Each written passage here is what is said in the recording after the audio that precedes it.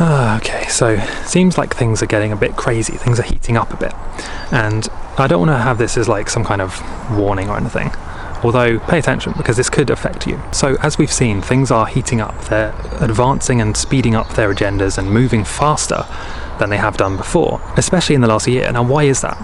Because up until now, they've always been there, the elites have always been there, the bloodlines and all of these secret societies and the agendas, they've always been there.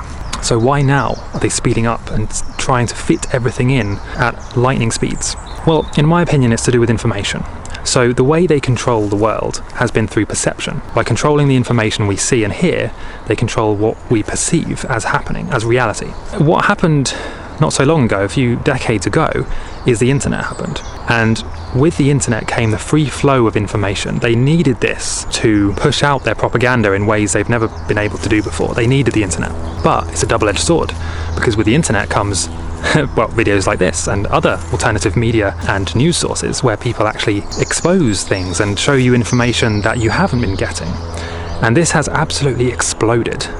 You know, I mean, you've seen it, you know, in the last couple of years.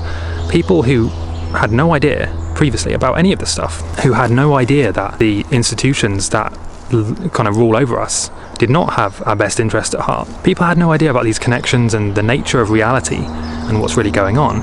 And so the internet came along and essentially allowed people to notice these things, to hear the other side of the story. And so what's happening now with the internet is people all around the world are seeing and hearing a different perspective. They're seeing these things be exposed in real time.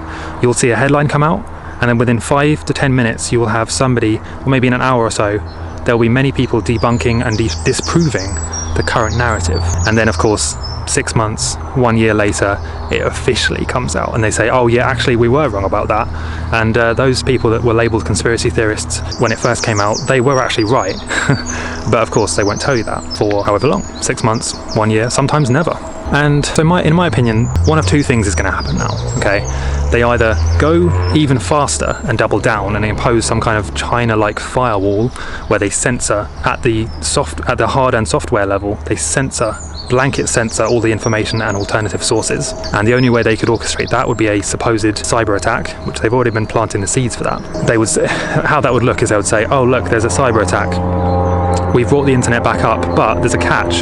You can only have these websites that we control and maintain, and anything else is banned.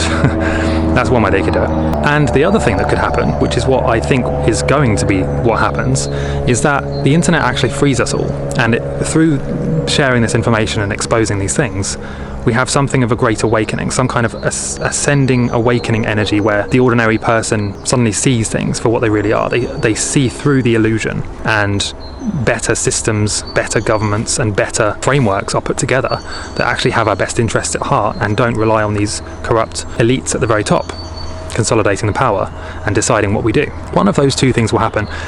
But the good news is that if the first one happens, if they impose this firewall and they try and double down on their authoritarianism, that will only result in more people questioning the narrative, and it will just only delay the awakening. That's the best they can hope for, is to delay the awakening of humanity.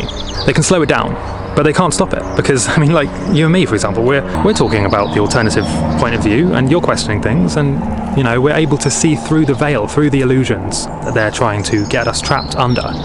So that won't stop. You won't just stop questioning this stuff. It's only the beginning of the journey, and it will only get more and more interesting from here on. So, I mean, that's my opinion. I think it will just get more and more interesting, and you'll become more aware of different layers of things and reality and how things are structured. So, yeah. So the worst case, they impose a strict firewall based on a cyber attack, and they go China mode, and they say, right, all the internet's down. It was those damn Russian hackers, right? That's what they'll blame it on, or something like that. And then they'll say, right, we brought the internet back up. You're welcome. It's going to cost you a bit more tax, and also all of those websites you used to love with all the alternative news, they're gone.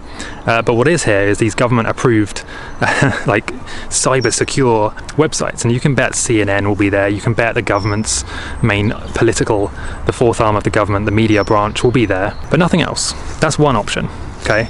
But if that happens, like I said, the more authoritarian they get, the more people question it. So it's kind of like a balancing act they have to do. If they really want to get their agendas to happen, they can't be too strict, because the stricter you are, the more people say, hold on a minute, why is this happening?